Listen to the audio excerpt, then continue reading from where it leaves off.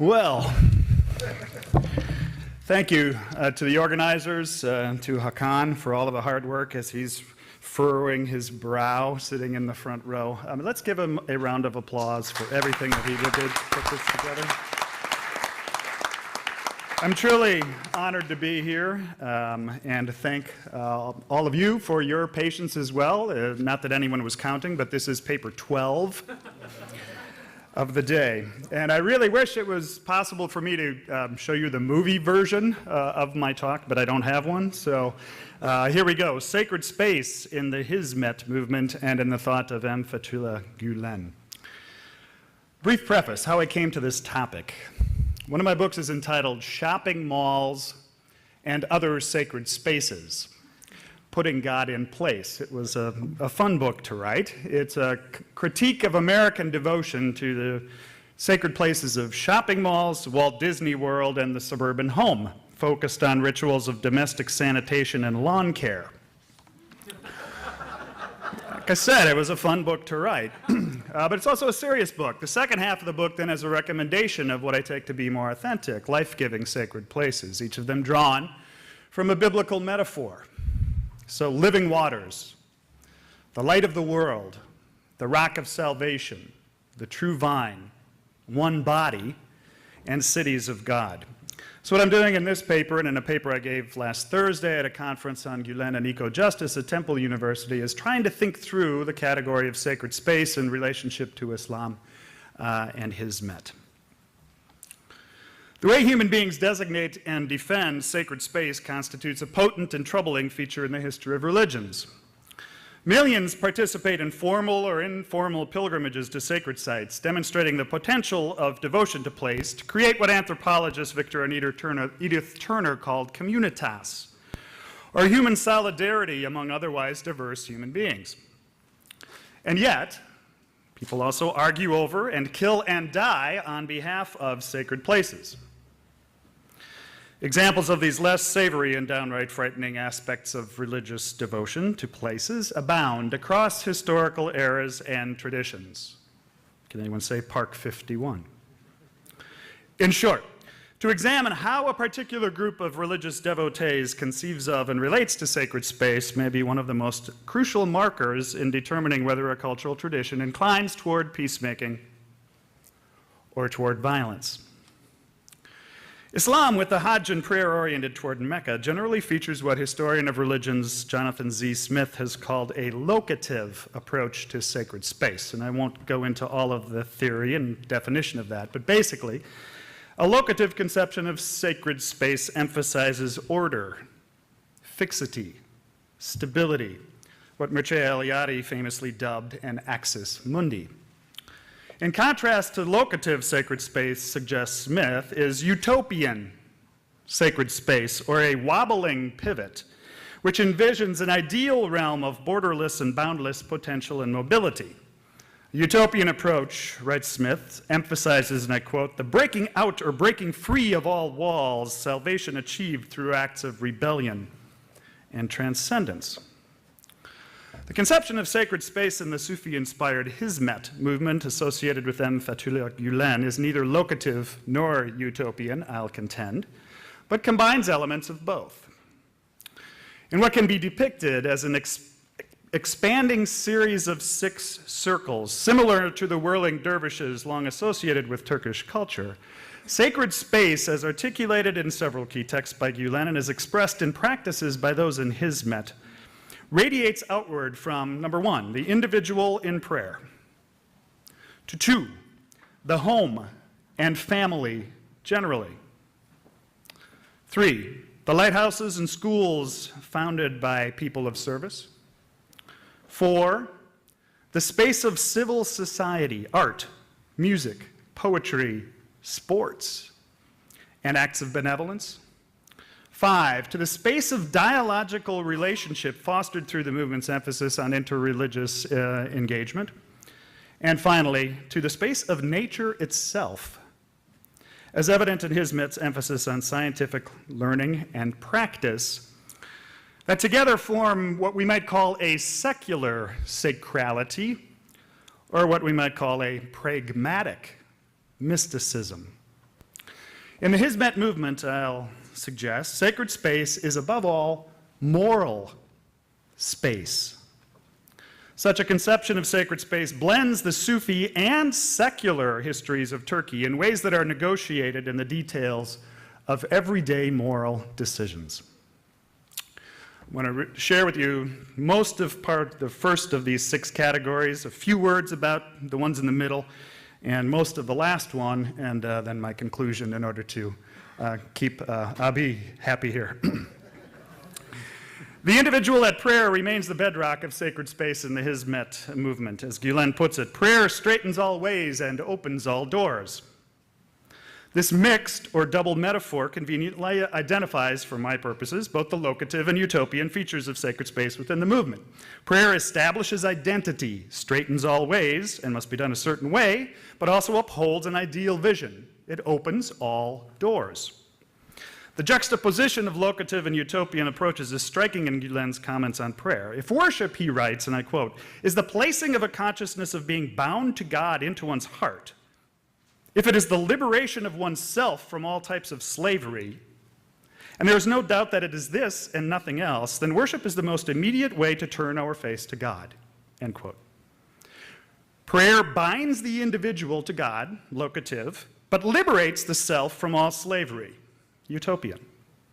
How this works in practice, Gülen suggests by relating an observation of Said Nursi.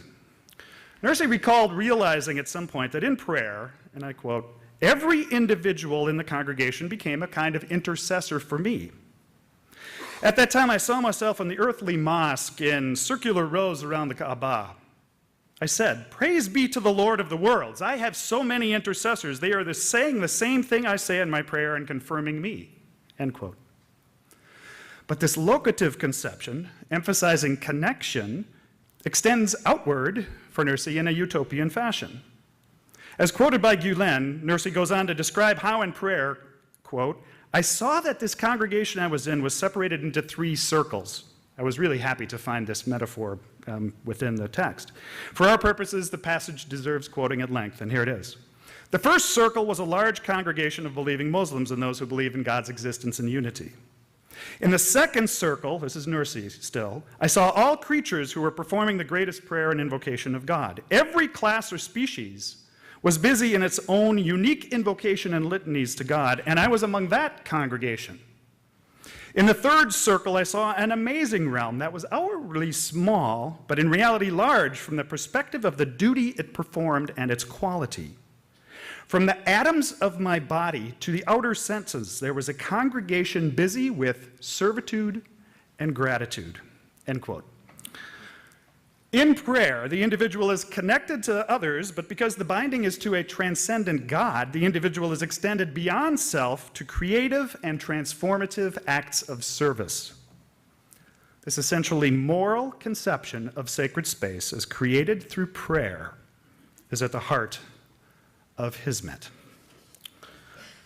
There's more on point 1, but point 2, then, the home and family, generally constituting a sacred place, both in the writings of Gülen and in the practices of members of the Hizmet movement. And there hasn't been as much scholarly attention to the role of family dynamics and family life within Hizmet as I think would be worthy of attention. Gülen emphasizes that the home is a sacred space with locative significance across societies. He says, the soundest foundation for a nation is a family in which material and spiritual happiness flows. For such a family serves as a sacred school that raises virtuous individuals. Sacred space is virtuous space. But on another level, the family values associated with the home as sacred space are not understood by Gülen or by Hizmet movement members in parochial terms. A true human being, Gülen writes, can look upon everything as belonging to the same Lord, so that they regard nothing in the universe as alien. A true human's sympathy, love, and service do not remain confined to any one people of a particular race, color, or ethnicity. The prophet summed this up with the command, O servants of God, be brothers and sisters, end quote. In Hizmet, the locative sacred space of the home, you take your shoes off before you go in, extends in utopian fashion to a brotherhood and sisterhood with all humanity through the sharing of common virtues. And we've heard this theme from a couple different people today. Third, Dos Anjos, the lighthouses and schools. Father Michel, in his opening talk, the very first one of the day, talked about how for Gülen there is a process of the sacralization of learning that's underway. That's all I'm going to say about that third category, since he already said it very nicely. Fourth circle of sacred space, then, is the space of civil society, including art, poetry, music, sports, and acts of benevolence, such as building and running hospitals and providing direct relief in disaster situations.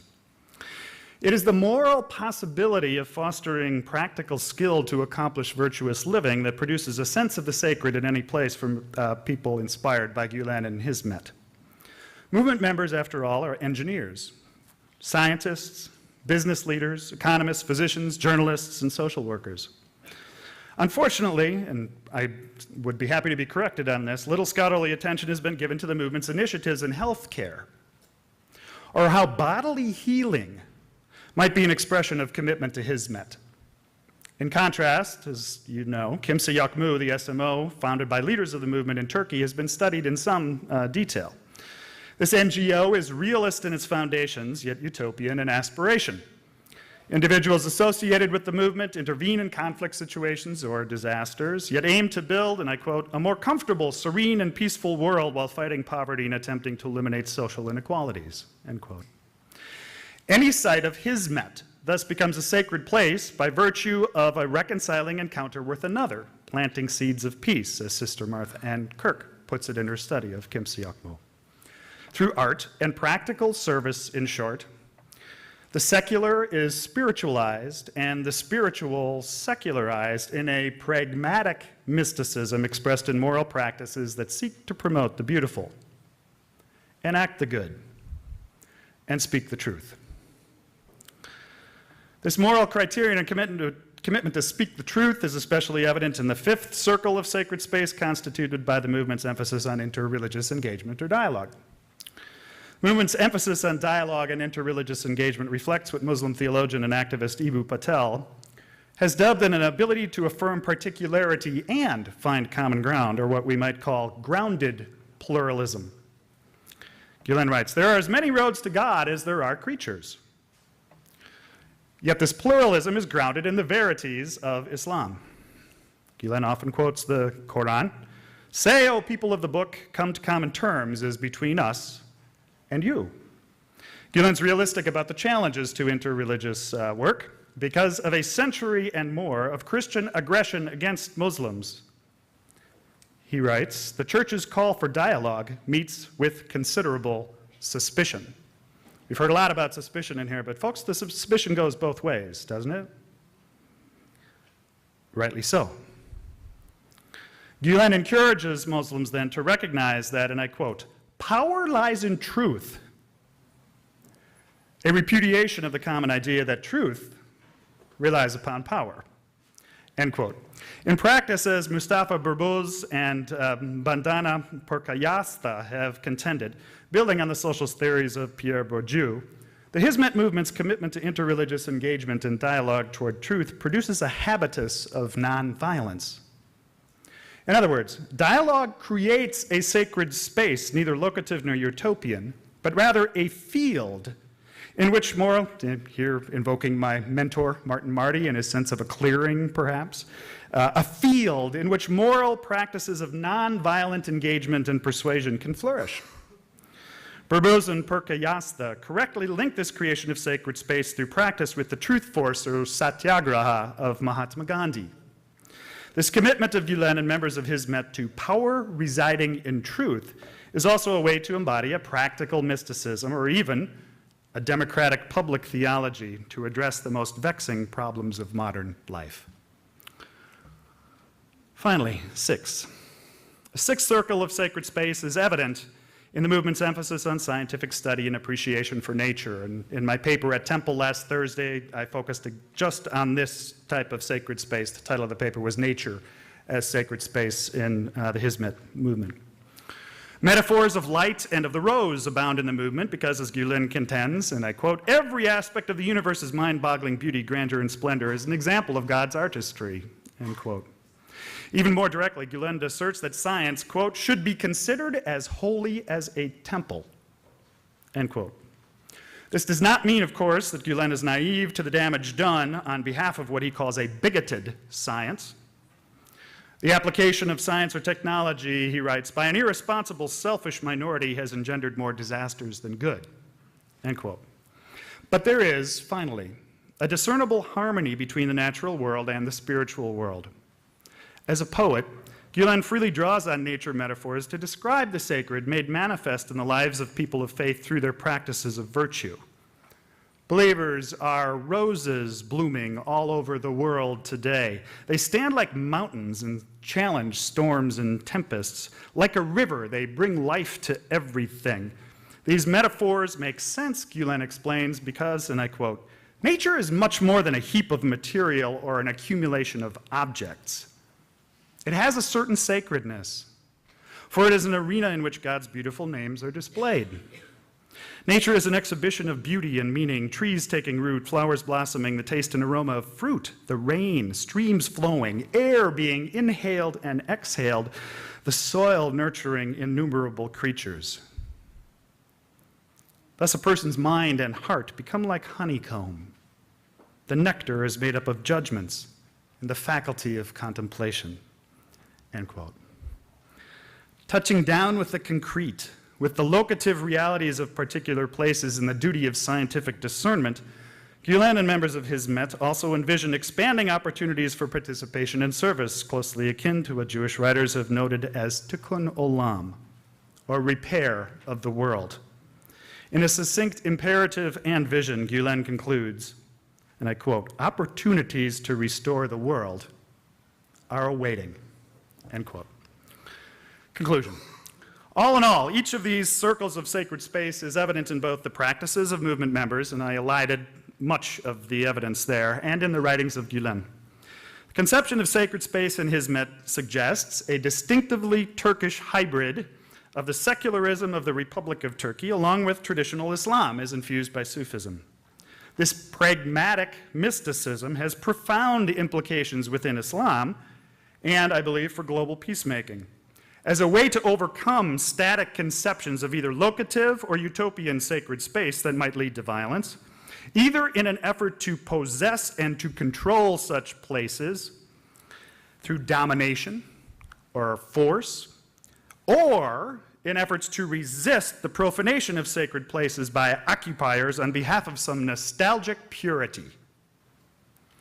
There is, of course, no way to predict with certainty how history will develop. Peacemakers across traditions face a perilous road. Yet drawing on yet another nature metaphor, Gülen envisions, and I quote, a springtime that will rise on the foundations of love, compassion, mercy, dialogue, acceptance of others, mutual respect, justice, and rights. It will be a time in which humanity will discover its real essence. Goodness and kindness, righteousness and virtue will form the basic essence of the world. No matter what happens, the world will come to this path sooner or later. Nobody can prevent this. We pray, he goes on, and beg that the infinitely compassionate one will not let our hopes and expectations come to nothing, end quote. Such hope and humility is grounded in a conception of sacred space that extends in an ever-expanding series of circles, widening out from the individual in prayer through moral engagement with civil society to the entire cosmos in all of its scientific and historical contingency. Thank you.